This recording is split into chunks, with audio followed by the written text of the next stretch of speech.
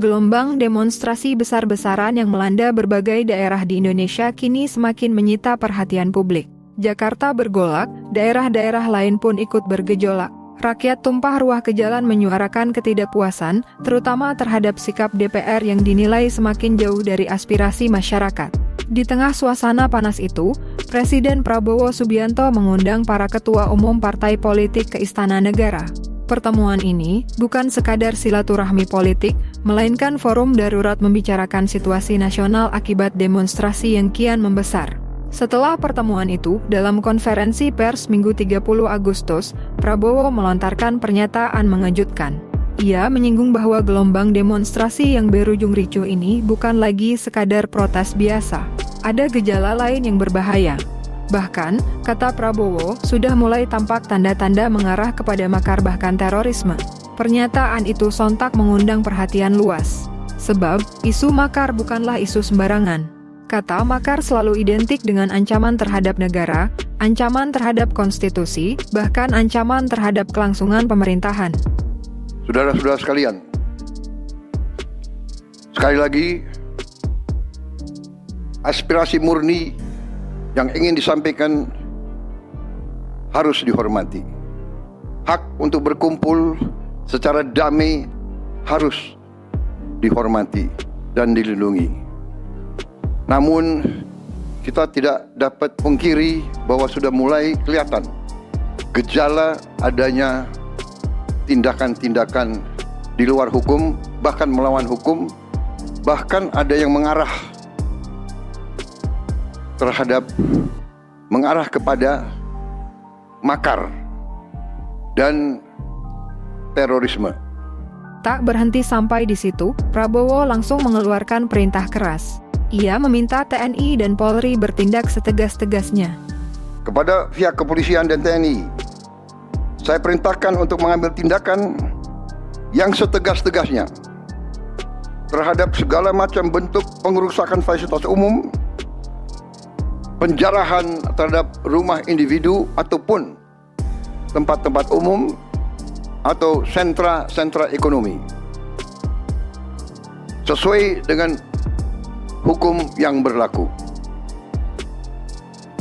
Kepada seluruh masyarakat, silahkan sampaikan aspirasi yang murni dan tuntutan dengan baik dan dengan damai. Kami pastikan akan didengar, akan dicatat, dan akan kita tindak lanjuti. Namun, pernyataan Prabowo ini justru menimbulkan pertanyaan besar di kalangan rakyat. Siapa sebenarnya yang ia maksud dengan aktor makar? Apakah demonstrasi besar-besaran ini murni gerakan rakyat yang kecewa, ataukah ada pihak tertentu yang menungganginya demi tujuan politik yang lebih besar? Pertanyaan itu penting dijawab, sebab kalau benar ada upaya makar, publik harus tahu siapa dalangnya. Jangan sampai rakyat yang turun ke jalan menyuarakan aspirasi malah dilabeli makar, sementara aktor sesungguhnya justru bersembunyi di balik layar. Transparansi adalah kunci, karena tanpa itu, narasi makar justru bisa dipandang sebagai upaya menekan suara rakyat. Untuk memahami situasi saat ini, maka perlunya sedikit menelisik sejarah, di mana pada tahun 1998, Indonesia menghadapi krisis ekonomi dan politik yang parah. Rakyat menuntut reformasi, demonstrasi pecah di mana-mana, dan saat itu, isu makar juga sempat dimunculkan. Pemerintah kala itu khawatir akan adanya kudeta atau pengambil alihan paksa kekuasaan. Tapi apa yang terjadi? Tidak ada makar yang terbukti. Transisi kekuasaan dari Presiden Soeharto ke B.J. Habibie tetap berjalan sesuai konstitusi, meski penuh drama dan gejolak. Sejarah mencatat, setelah itu Prabowo sendiri bersama sejumlah jenderal lain diberhentikan dari militer. Artinya, isu makar kala itu tidak pernah terwujud dan justru meninggalkan jejak pahit bagi beberapa tokoh. Kini, 2 dekade lebih berlalu, sejarah seperti menguji Prabowo lagi. Bedanya, kali ini ia bukan jenderal yang dicurigai, melainkan presiden yang memegang kendali penuh.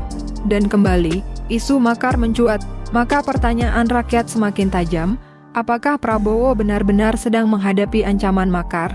Atau, apakah ini sekadar strategi politik untuk meredam gelombang demonstrasi yang makin tak terkendali? Kita semua tahu, dalam politik, narasi adalah senjata. Kata makar bukan sekadar istilah hukum, tapi bisa menjadi alat untuk membungkam oposisi, membatasi ruang protes, bahkan menakut-nakuti publik agar tidak lagi turun ke jalan. Namun, jika memang ada fakta intelijen yang menunjukkan adanya skenario makar, maka pemerintah harus membuka bukti itu. Publik berhak tahu siapa aktor, siapa pendana, dan apa tujuan mereka. Demokrasi hanya bisa berjalan sehat jika aspirasi rakyat dihormati. Menyuarakan kekecewaan bukan makar. Protes terhadap kebijakan bukan terorisme. Yang harus ditindak tegas adalah mereka yang menunggangi protes untuk merusak, membakar, menjarah, atau bahkan memprovokasi rakyat agar berhadapan dengan aparat. Prabowo kini berdiri di persimpangan sejarah.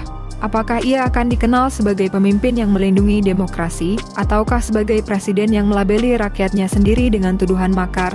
Jawaban ini akan menentukan masa depan demokrasi Indonesia. Dan yang paling penting untuk dijawab, siapa sesungguhnya aktor di balik tudingan makar ini? Apakah benar ada, ataukah hanya hantu politik yang diciptakan untuk menjaga status quo?